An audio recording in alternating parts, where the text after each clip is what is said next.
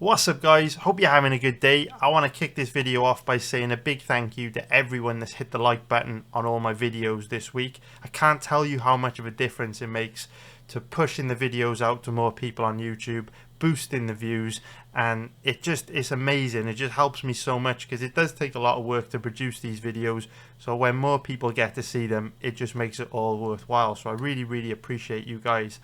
It's 1 AM in the UK the night before UFC 308. I've just finished researching this card, and so in this video, not only are we going to be breaking down the final fight on the main card we haven't got into yet, which is going to be Shara Magomedov versus Armen Petrosyan, we're also going to be breaking down the two prelim fights which you guys seem to show the most interest in the comments this week. And they're going to be Rebecki versus Orolbai, as well as Bruno Ferreira versus Magomedov. In my opinion, every single fight we're going to be talking about in this video is pretty good for betting in its own individual way, and I'm hoping that you're going to find this video very useful. Let's just stop messing around and let's get into it. So, first fight I want to break down is the matchup between Rebecki and Orolbai. So if we start off by taking a look at the odds on this one, we can see that Orolbai is one of the biggest favourites on the card at average odds of about 1.31, which is going to be minus 323 for an implied probability of 76%. And if we take a look at the odds on Rebecki, he's around an average of 3.50, which is going to be plus 250 for an implied probability of 29%. So Rebecki is 32 years old, 5'7" with a 66-inch reach, and Orolbai is 26 years old, 5'10" with a 74-inch reach. So we can see that Orolbai is a bit taller and has an absolutely massive 8-inch reach advantage. We know that fighters that have an 8-inch reach advantage win around 68% of the time. What we also know is that Muslim fighters beat non-Muslim fighters in the United Arab Emirates approximately 72 to 73% of the time. I did a study on this. I did a study on home advantage in the United Arab Emirates. I'll leave a link to that in the description below. It's just a video that I've posted on my website. Anyone can watch it. So check out the description below for that. So yeah, Orolbai has got some pretty strong trends in his favour, with him having the giant reach advantage. Also with him being a Muslim fighter competing in the United Arab Emirates against a non-Muslim. So in terms of how these two match up from a stylistic point of view, Orolbai definitely has the edge from a technical point of view everywhere, but I think where this fight gets really difficult for Rebecki is his cardio. Rebecki is one of these guys that is big, powerful, muscular, and he relies a lot on his power and his athleticism to win fights, because he hits very hard and he wants to impose himself on his opponents. The problem is, because he's so big, because he's so muscular, he does slow down a lot as fights wear on, and when he gets into that second and third round, he's far less dangerous, far less powerful, and can't command the same respect in the octagon with his hands as he can early when he's dangerous, still possesses the power to knock his opponents out. So whenever you're fighting someone like Rebecki, the key to beating them is to just weather the storm, make it through that first round, drag them into the second and third, where they become very beatable. And Orolbai is certainly well equipped to do that. He's one of these guys that, grapples pretty hard, doesn't play around on the feet too much. He's pretty good at wet blanketing his opponents. He's not the most physically imposing grappler, but he is very persistent with his grappling. And so Orolbai is one of these guys that, is going to be difficult to knock out early when Rebecki's at his most dangerous, because Orolbai is one of these guys that does a good job of sticking to you like glue and just kind of driving you into the cage and working hard for takedowns. And that's, of course, going to accelerate the rate at which Rebecki wears down, and then, make Rebecki very beatable in the second and third. If you watch Orolbai's last fight against Elvis Brenner, it's quite surprising. Orolbai actually slows quite a bit in the third himself, but I think if these two got into a really grueling, back and forth grappling match, I think Orolbai's cardio would hold up far better. And what I noticed about Orolbai is when he gets tired, he's still a lot better in a lot more scrambly in bad positions on the ground than Rebecki, who just kind of settles in bad positions on the ground because he doesn't have the energy to work through them past round one. So if you're betting on Orolbai this weekend, of course there's going to be a risk that Rebecki could land a big shot and knock him out in round one. But it won't be easy because Orolbai does move well on the feet. He is good defensively. He's a reasonably technical striker. And like I say, he doesn't mess around striking for too long before going to his grappling. And, you know, while he may have some trouble getting Rebecki down in round one, because Rebecki's a big, strong, explosive guy, if Orolbai just persists with the takedown, forces Rebecki to burn energy to defend the takedowns and battle for position in the clinch and defend the takedowns in the clinch, I think by the second round, Rebecki will lack the energy to stop Orolbai's offensive wrestling. That's where Orolbai can really start to take over. So from a betting point of view, obviously it is tricky to bet Orolbai this week with him being such a big favourite. To get any value on his odds at all, you'd have to give him a better than 77% chance of winning, which is not an easy thing to do against a dangerous guy like Rebecki that is as aggressive as Rebecki and hits as hard as Rebecki does. So I wouldn't personally bet Orolbai at these odds. In order for me to take a fighter in this odds range at this implied probability, they have to have virtually no way to lose. And because Rebecki is dangerous early, I don't feel Orolbai, you know, fits that kind of category of fighter. But he is going to win a very high percentage of the time, in my opinion. Unfortunately, his odds reflect that. There's no value here for me. But at the same time, I wouldn't be betting Rebecki this weekend. If you really, really, really want to bet this fight money line, I think you've still got to take Orolbai and throw him in a parlay with someone. In terms of the over-under on this one, this fight is quite likely to go deep. This fight's quite likely to go to a decision. Even though Rebecki's very dangerous, we've already explained why it's not going to be easy for him to finish Orolbai.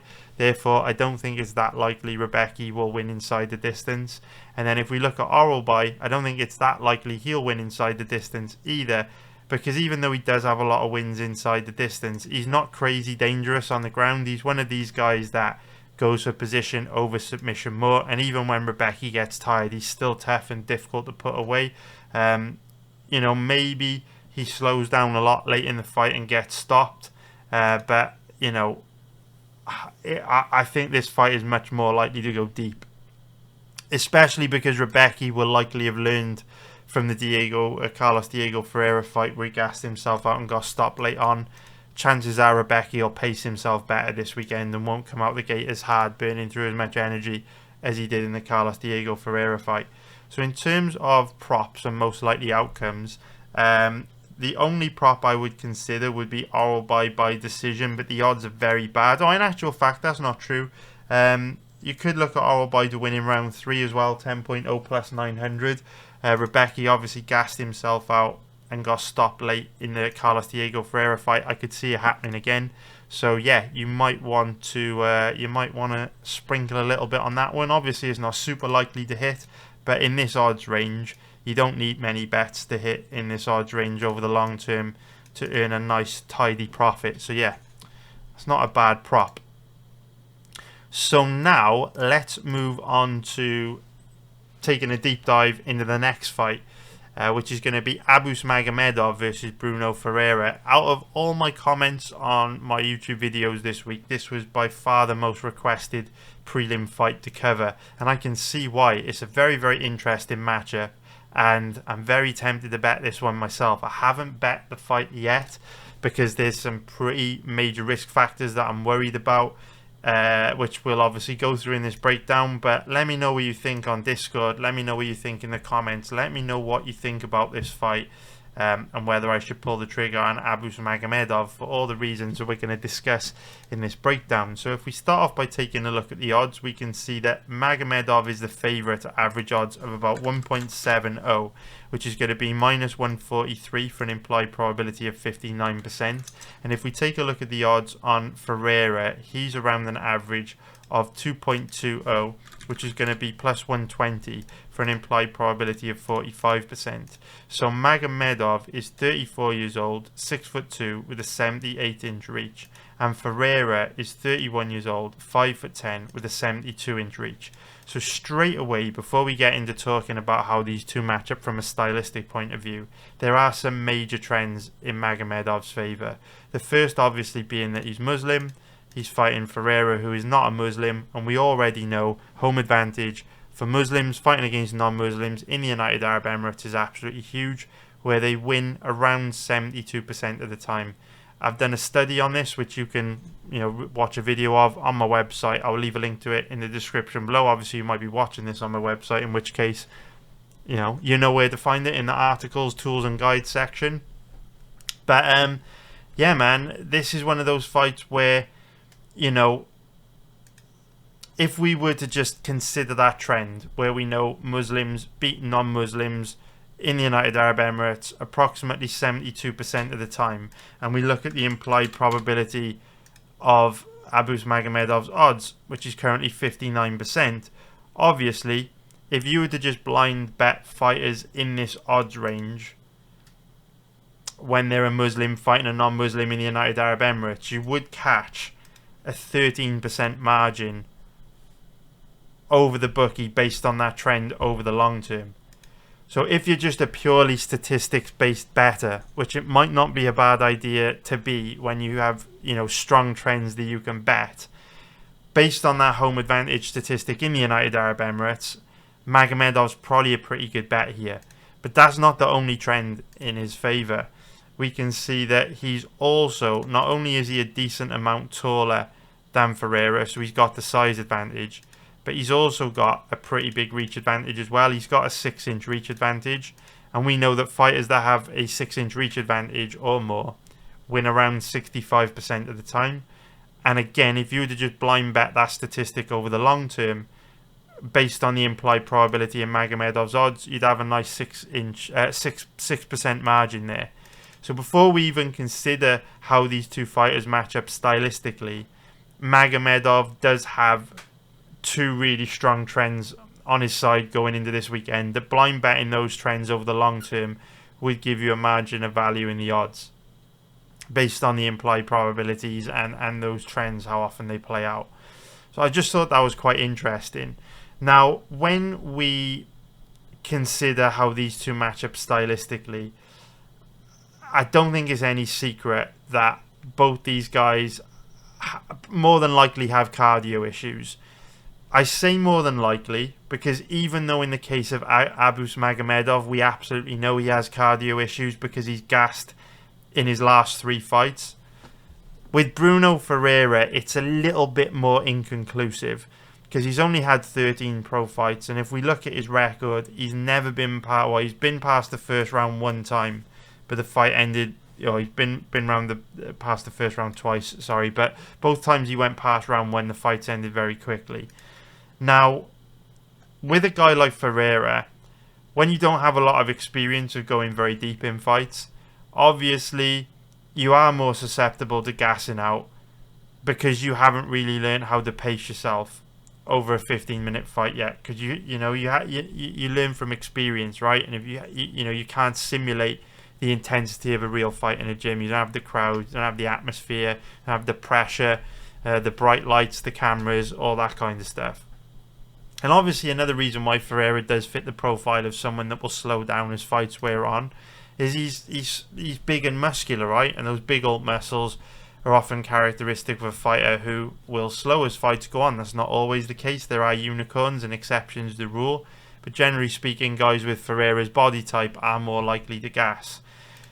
So, like I say, when it comes to Ferreira's gas tank, it's a little bit inconclusive as to whether he will gas in this fight or not. But he fits the profile of someone that will. What I can show you is his last fight against Dustin Stoltzfus. Forgive me, I'm just bringing it up now. What I can show you is his last fight against Dustin Stoltzfus. And there are signs in this fight that Ferreira's cardio could be a real issue. So this is the first round. And the fight ended with about 9 seconds left to go in the first. So what I'm going to do, we'll just skip through this. And then by the final minute of the round, you can see how tired this guy starts to look. So he gives up a cheap takedown there, ends up on the bottom. Slowly works his way back up to his feet. So we're about halfway through the first round here, right? And this footage is quite relevant that I've skipped through because I'm going to be talking about how these two match up when it comes to grappling in just a little bit. But ultimately, with about 2 minutes left to go in the round, Ferreira pops back up to his feet. So this is a really important stage in the fight because, you know, Stolfus has taken him down, forced him to grapple hard in the first 3 minutes of this round. So even though we've seen Ferreira engage in quite a tough first round where he's burnt through quite a lot of energy, at the same time, we are only 3 minutes into the fight. So you wouldn't expect him to look like crazy gassed or anything here because we're still very, very early into the 15-minute contest. But if Ferreira does show any signs of being tired, for me that's a huge red flag because the way I would look at it is, you know, if you're tired after 3 minutes of grappling with Dustin Stolfus, what are you going to look like after, 8 or 9 minutes, right? So what I want you to do here, we'll just watch this final 2 minutes of this round and just pay attention to Ferreira's movement, his body language, his breathing patterns, his hand speed. Because again, this is only a couple minutes of footage that we've got here, but for me, he does look pretty tired. So you see him kind of bounce back there, breathe in through his nose, laboured movement there, sloppy movement there. He's looking pretty tired with the way he's moving. Just, slow hand speeds. He throws that left hand. Takes a big deep breath. Notice how he's got his mouth open wide. Just laboured movement. And so this looks to me like a guy who is already gassed towards the end of this first round. You can see how he's not really engaging very much because he's trying to back up and recharge his batteries to be able to attack Stolfus again. So he's just avoiding engaging. He's trying to recharge his batteries. You can see laboured strikes. Sloppiness on the feet. Lands a spinning elbow there. And because he's had a bit of time to recharge his batteries where he hasn't been engaging, Ferreira's kind of caught his breath, and so he's decided to attack Stolfus hard at the end of this round now that he's recharged his batteries a little. And he ends the round strong.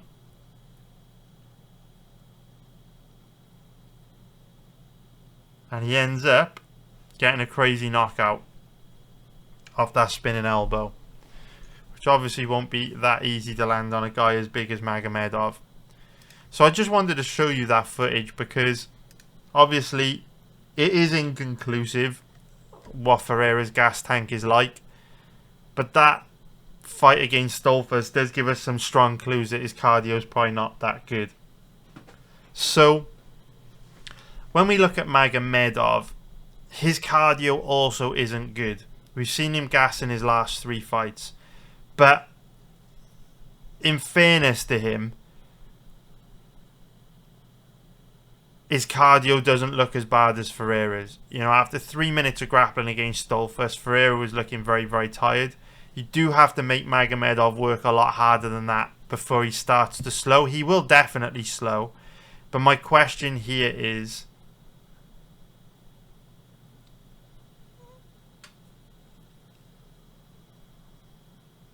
Ferreira's cardio a lot worse than Magomedov's?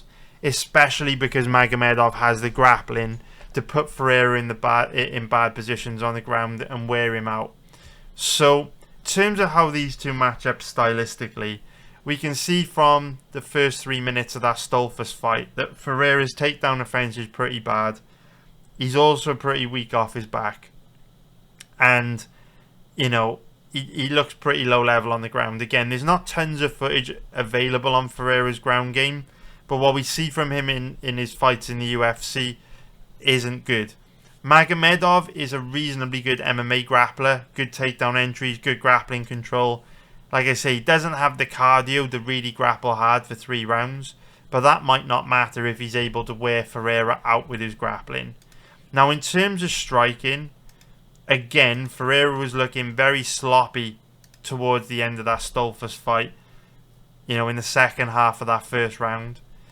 But when he did catch a little bit of a breath and catch a second wind, he did look pretty dangerous on the feet and hit pretty hard. For the most part, Magomedov's more of a volume striker. He doesn't have too much power in his hands. He kind of just touches you, chips away at you on the feet. He does a good job of using his length. He's got good footwork and good movement so long as he's fresh. Obviously, when he gasses, he becomes very sloppy on the feet. But when he's fresh, he's reasonably technical. So when it comes to striking, I would give Ferreira the advantage purely based on the fact that I don't think Magomedov can really hurt him on the feet. I think Magomedov will just kind of try to chip away at Ferreira with range-finding leg kicks and jabs, but not get into any big exchanges with him, which is obviously smart. But if Ferreira does land, there's no doubt in my opinion that he'll be landing the cleaner, harder, more damaging, more impactful shots, even with that reach and size advantage for Magomedov. We've already seen how hard Ferreira commits to covering distance and getting inside and landing. He's very aggressive when he comes forward, and I think it'll be difficult for Magomedov to stop him from doing that. Ferreira's one of these guys, when he wants to come forward, he's just going to come forward, and you really have to just try and kind of circle away from him and not get dragged into those big exchanges that he's going to try and draw you into, because if you eat a big shot from a guy like Ferreira, you're going to be in a lot of trouble. So obviously when you look at how these two match up stylistically, Magomedov's a very tempting bet because he's got some strong trends on his side with the size, the reach, the home advantage. He's also got the grappling to cause Ferreira a problem. His cardio is also likely better, and with all these factors to consider, with him being in the even money odds range at an implied probability of like 59%, obviously there's a lot to like about Magomedov in this fight. My concern would be when there was like that 3-minute sequence of grappling in Stoltzfus's fight, Ferreira noticeably eased off the gas and stopped throwing, stopped working to try and catch his breath, to catch a bit of a second wind and get back at attacking Stoltzfus. And when he did that, he looked dangerous again. His hand speed picked up and looked fast again. He had some power and impactfulness in his shots. My concern would be if both these guys gas and Magomedov kind of gives Ferreira the time and space to recover while he himself is trying to recover, and he doesn't stay on Ferreira with the grappling, we could see a situation where, you know, Magomedov's too tired to take Ferreira down, and then he may run into trouble where he's too tired to defend himself on the feet. I guess to some extent we kind of saw this in the Caio Borralho fight. If I just bring up the Borralho fight, so this was a very slow-paced fight where neither guy really did very much. And so Magomedov didn't really exert much energy in the first 2 rounds because Borralho didn't really make him work that hard. But he is noticeably flatter in this 3rd round, where you start to see Borralho sensing that the fight was reasonably close, and so Borralho starts to get more aggressive in round 3. And so because Magomedov is tired in this 3rd round, he becomes a lot more hittable. And you can really see in this round that he's struggling to defend himself. There's a real flatness to everything that Magomedov's doing. He's trying to avoid engaging. He's trying to recover. And so my concern would be if Magomedov, like I say, eases off the gas to try and catch his breath and recover, and he allows Ferreira to do the same. When he gets tired, he may not then be able to get Ferreira down, and he may find himself in a lot of trouble on the feet when his defense obviously falls off a cliff, because again he's going to be tired and sloppy in the second half of the fight. You can kind of see it here, your big deep breath there. Look at it, look how hard he's breathing here. You know, he just becomes a sitting duck on the feet. Obviously, if he finds himself in this position against a mean, nasty, aggressive, powerful Bruno Ferreira, you know, he's going to be in a lot of trouble, man. Good chance Ferreira puts him away. So that's pretty much how I see this fight.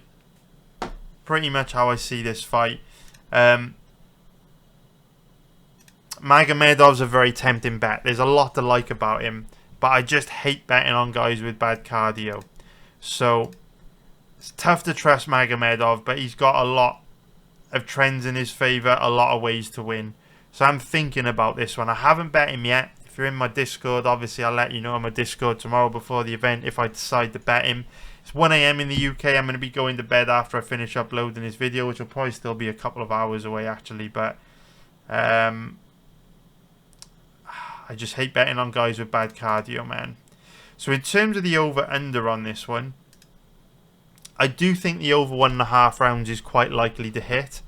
I know Ferreira has got that kill or be killed style, but I think Magomedov will likely be able to use his grappling to alleviate the pressure that Ferreira will put on him on the feet and run the clock down. And I think this is quite likely to be the first time we see Ferreira go past 1.5 rounds, just because I think for at least 7.5 minutes Magomedov will have the cardio to kind of take Ferreira down and neutralise the threat of his dangerous striking. My concern would be when they both get tired in the second half of the fight, will Magomedov then have the energy to take Ferreira down, or will he end up being too tired and sloppy on the feet and end up getting himself knocked out? Magomedov by decision is interesting to me, because I think Magomedov is one of these guys that's trying to pace himself better these days, fighting safer and smarter, instead of, you know, really going hard for the finish and risk adrenaline dumping and gassing himself out. So Magomed by decision is an interesting one to me. Magomedov by decision, I mean, fight ends in round 3 at 16.0 plus 1,500 is another interesting one, because you could see a situation where both guys are very tired by the third, too tired to defend themselves, and one of them gets finished. So there's some interesting props for you to consider there. I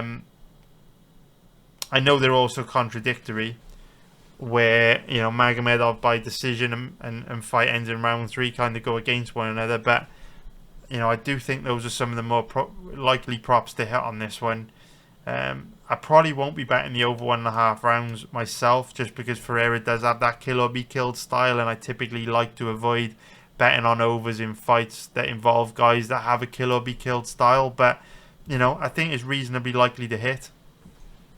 So yeah, I hope you found that breakdown useful. Now let's break down a fight which is really good for betting, and I'm very, very tempted to bet Armen Petrosyan in this matchup. Again, there's a lot to consider. I will show you some footage so you can understand the reasons why I'm very tempted to bet Petrosyan here. But again, this is one of those situations where Magomedov does have a strong trend in his favour, which does make me very reluctant to bet this fight, because I don't like betting against strong trends. So if we take a look at the odds on this matchup, we can see that Magomedov is the favourite at average odds of about 1.60, which is going to be minus 167 for an implied probability of 63%. And if we take a look at the odds on his opponent, Petrosyan, he is around an average of, where are you, Mr. Petrosyan? There he is, 2.40, which is going to be plus 140 for an implied probability of 42%. So Magomedov is 30 years old, 6'2", with a 73-inch reach, and Petrosyan 33 years old, 6'3", with a 71-inch reach. So both guys roughly the same age, roughly the same size, nothing too major going on there. So the strong trend in Magomedov's favour is that he's obviously a Muslim fighting a non-Muslim in the United Arab Emirates, and we know home advantage for Muslims in the United Arab Emirates is huge, with them winning around 72% of the time when they fight non-Muslims in the UAE. I've done a study on this. I'll leave a link to that in the description below, or you can watch it on my website in the tools and guides section of the site. Check it out, because what it shows is even in very competitive matchups, Muslim fighters still win a very high percentage of the time. So that stat doesn't just hold up in, you know, squash matches and one-sided fights like Chimaev versus Reese McKee, for example. You know, that trend is very, very strong in all matchups with a Muslim versus non-Muslim dynamic. So the way I look at trends like that is that I just generally try not to bet against them. In fact, I don't ever really bet against them, because from my perspective, if we know Muslims beat non-Muslims 72% of the time in the United Arab Emirates, it's going to be far easier for me to make money long term trying to scout bets where I can get reasonably good matchups for a fighter at reasonably good odds in situations where the trend is in their favour. For example, with someone like Abus Magomedov, he's in the even money odds range. He's a Muslim fighting a non-Muslim, size and reach advantage, not a terrible stylistic matchup for him. Therefore, that's one of those situations where I can really lean into the strength of that trend and know that I'm betting with a wind behind my back. If I were to bet Armen Petrosyan this weekend, which I'm very, very, very tempted to do, and I might still do, and obviously if you're on my Discord, I will let you know if I pull the trigger on him. But the problem with betting guys like Armen Petrosyan is that the trend says they're only going to win over the long term 28% of the time. So from my perspective, it's far easier for me to scout bets on guys like Abus Magomedov, where I'm betting with the wind behind my back, I'm betting with the trend on my side, than it is to try and cherry pick the 28% of the time when guys like Armen Petrosyan might go out there and break the trend and be that, 28% of guys that beat Muslims in the United Arab Emirates. I'm looking to try and play the game on easy mode. Making money betting on sports is really, really difficult. And one of the biggest things that we can do to influence how successful we are in this game is by, choosing how much danger we put our money in, right? And I think there's an easy way to play the game and a hard way to play the game. I think when you try and bet against trends as strong as home advantage for Muslims in the UAE, it's a difficult path to walk to long-term profitability. So I just try to play the game on easy mode and bet with strong trends. Having said that, stylistically, I think this is a great fight for Armen Petrosyan. And if these two guys were fighting in neutral territory in the apex, I would definitely be betting Petrosyan at these odds. Similar to Whittaker, really. And Rakic, to be fair, with the chance that Ankalaev's got a staph infection this weekend. There are a lot of Muslim fighters this weekend that I think have got very tough stylistic matchups. But it's that 72% win rate for them over the long term, which is making me very reluctant to pull the trigger. But I guess the good news is it's a pretty good event for live betting because all these fights that we talk about, Whittaker, Chimaev, Magomedov, Petrosyan, Ankalaev, Rakic, I think they've all got a really good chance of being competitive. So even though we may not be able to pull the trigger on them pre-fight, although I'm still very much considering bets on them, hopefully we'll be able to snipe some winners in live betting. And like I say, things are really picking up in live betting after this little dip. We had our second biggest winning night of the year last weekend. We're doing good in live betting. It's all good. It's all gravy. We make a profit on approximately 70% of events. I'm hoping we can do it again this weekend. It's just really a question, I think. With this fight, you just got to ask yourself, are you happy betting against a strong trend like the one I've described, right? Because from a stylistic point of view, it's a very good fight for Petrosyan. So both these guys are similar in many ways. They're both primarily strikers. Their biggest weaknesses is obviously their takedown offense and ground game. Both these guys pretty easy to take down, pretty weak off their back. Although what I will say is Petrosyan is far better at working his way back up to his feet than Magomedov. If you can actually put Magomedov on his back and flatten him out, he's pretty easy to hold down. I would say Magomedov's takedown defense is better than Petrosyan's, but Petrosyan is better at working his way back up to his feet once he gets taken down. Now, none of that stuff is probably going to matter in this fight because it's very rare that either of these guys try to take their opponents down. To be fair, Petrosyan did shoot a takedown in his fight against Christian Leroy Duncan. I think Magomedov used a bit of grappling against Alexei Zhuk as well. But it's actually pretty rare to see either of these guys shoot a takedown. They're very much strikers. So, when I consider how these two match up stylistically on the feet, and the reason why I like Petrosyan so much is that the main difference between these two when it comes to striking is that Petrosyan's striking defense is just a lot better than Magomedov's. And the main reason for that is that Magomedov has a kicks-based style of striking. And I'll show you some footage of this in a moment. But basically what I'm saying is, Magomedov is one of these guys that carries his hands quite low so that he can set himself for throwing kicks. And he's very much predominantly a kicker. But the problem with him being a kicker is that he quite often tries to counter his opponents with kicks, which I absolutely hate in MMA. Like, if I've bet a fighter and they start trying to counter guys with kicks, it's literally my worst nightmare. I cringe. Like, I get really awkward watching it. Because when you try and counter your opponent with kicks, your hands are quite often low as you're setting yourself for the kick. And you're quite often off balance. And you're quite wide open to a big knockout shot. You know, the best counter to a kick is a punch in the face. And when you try and counter kicks with... punches with kicks, it's just a very, very risky game to play. And I've got a bit of footage of Magomedov, so you can kind of see what I'm talking about. So if we just bring up his last fight, actually it's not his last fight, it is going to be what fight was it? It was Bruno Silva, I believe. So it's the Bruno Silva fight. Now I don't want to make this breakdown video super long. Obviously, if you want to look into this in more detail, you can go and research the fight for yourself. But I'm just going to show you a short clip of Magomedov. And I just want you to just basically appreciate that he does this a lot. And it's a big mistake. I think it's at the end of round 1. Is it at the end of round 1? Pretty sure. Just take a look here. I think it's the end of this round. Yeah, it's the end of this round, right?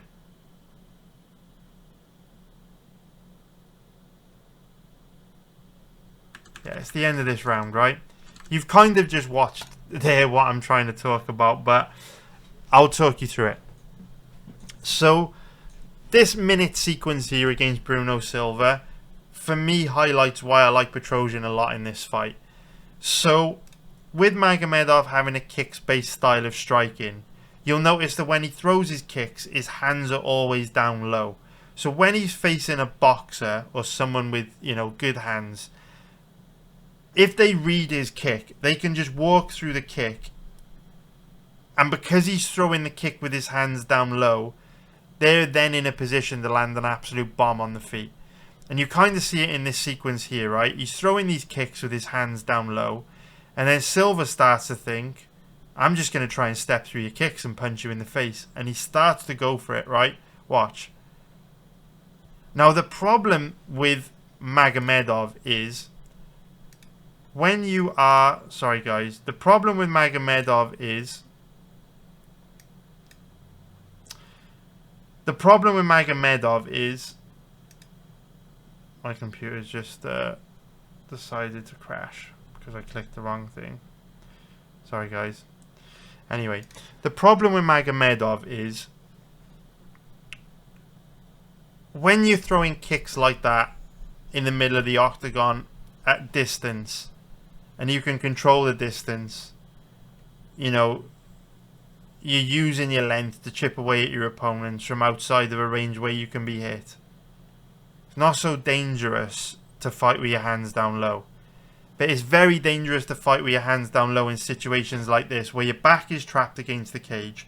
So if Silva does come forward and cover distance, you can't back up. You've got nowhere to go, because there's no space behind you, which means you're walking straight onto a big power punch. And it's dangerous to do this in a range where your opponent's coming forward, and rather you trying to back up and circle away, you're planting your feet, standing your ground and throwing kicks. Like, watch this. We'll literally play this in super slow-mo so you can see it, right? Watch. So in this sequence here, he's completely trapped. Back is up against the cage. Eats a clean left hand there, misses a spinning elbow. And a lot happens in this 10 seconds, man. A lot happens. So you can see here... Again, Silva is coming forward aggressively, looking to load up on this right hand. And instead of Magomedov thinking, I need to back up and slip this shot, or just circle away back to safety over here, He starts trying to plant his feet and fire back with kicks. Watch this. So he throws a knee here, right? That's all good.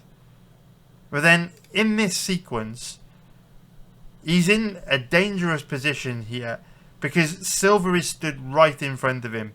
He can't back up because there's no space. Look where his heel is. Can you see his heel? Look where his heel is, right? Can't back up. It's back trapped against the cage.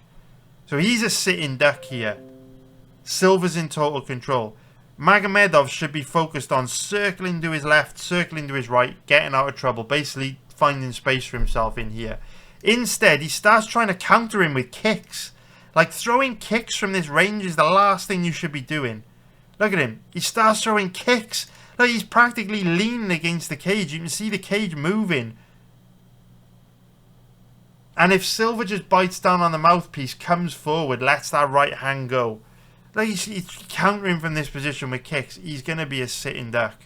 And you see him there eat a stiff jab, and the follow-up hand doesn't land clean, but it still lands pretty hard. And that's the kind of thing that Magomedov does a lot. Petrosyan is just a very technical, well-trained fighter with good boxing. And I think Magomedov is just one of these guys that's going to be made to pay for his bad defense. Now, Magomedov's one of these guys that a lot of people rate very highly. A lot of people think is very good.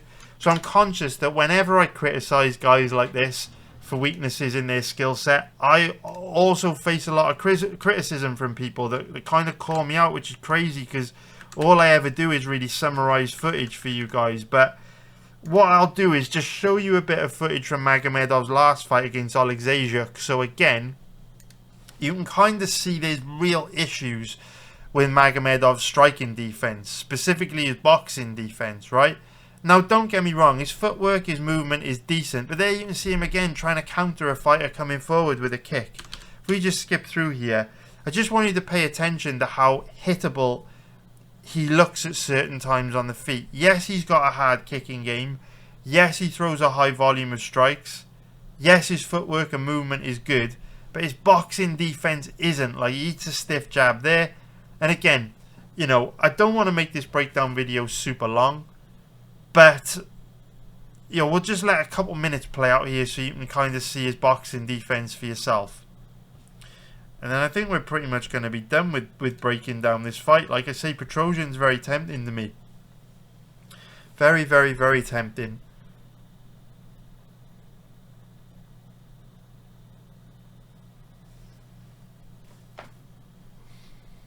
And this is the problem with when you're trying to, like, show clips of striking in breakdowns. It does extend the length of the breakdown. It's not like showing specific grappling positions. With striking, you have to kind of see more of a, you have to look at like a range of exchanges, right, to really get a feel for someone's striking defense, because ultimately everyone gets punched in the face. I could just show you one example of Magomedov getting punched in the face. It doesn't really prove anything, right? You've kind of got to look at the fighters and get a feel for it yourself. You've got to see it for yourself with, you know, a few minutes playing out for you to kind of see issues defensively.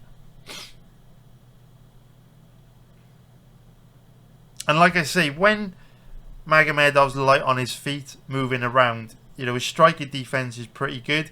It's when he plants his feet and he tries starting to counter guys with kicks where he gets himself into trouble. It's when guys step through, he's really there to be hit. He's a bit of a sitting duck.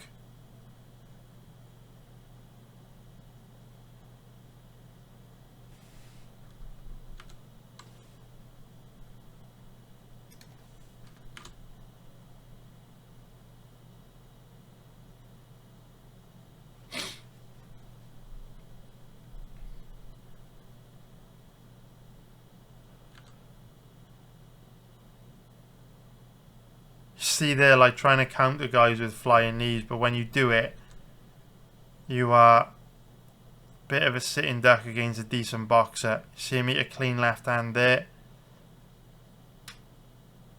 Like I say, if I want to show you this in its entirety, it's going to make the breakdown super long, but it's just little sequences like this, right? Leads with a jab, and just doesn't read the power left hand coming. You should know when a fighter throws a jab like that, they're setting you up for the power punch coming behind it. Magomedov's boxing defense just isn't good, and because of that, I think Petrosyan could cause him real issues. So yeah, that's pretty much how I see this fight. Petrosyan, very, very tempting bet, especially at underdog odds. If this fight were in the Apex, I would definitely be betting him. So, in terms of the over-under on this fight, both these guys are very tough and durable. Very likely this fight goes deep. We can see that 4 of Petrosyan's last 5 fights have gone to a decision. And we can see that Magomedov's last 3 fights have gone very deep.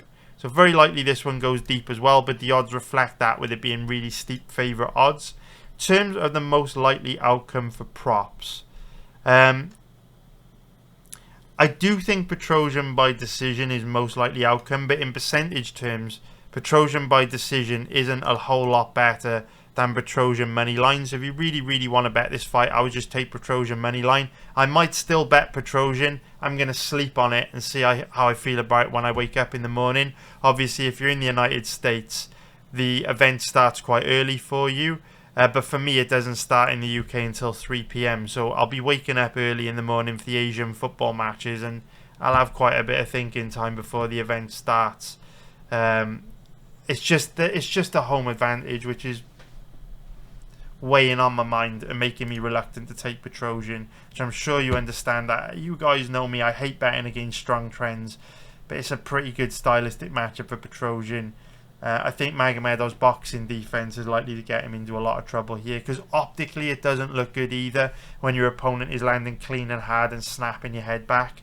So yeah, that's going to be it for this breakdown, and I hope you found it useful. Again, thank you so much for hitting the like button on my videos this week. It's helped push them out to so many more people, and it's just made a big difference to all the engagement on the channel this week, which it just makes the work I put into these videos, you know, just so much more worth it. So thank you very much, and I'm going to be back doing exactly the same thing next week, where we'll be trying to drop a video most days throughout next week for next week's card.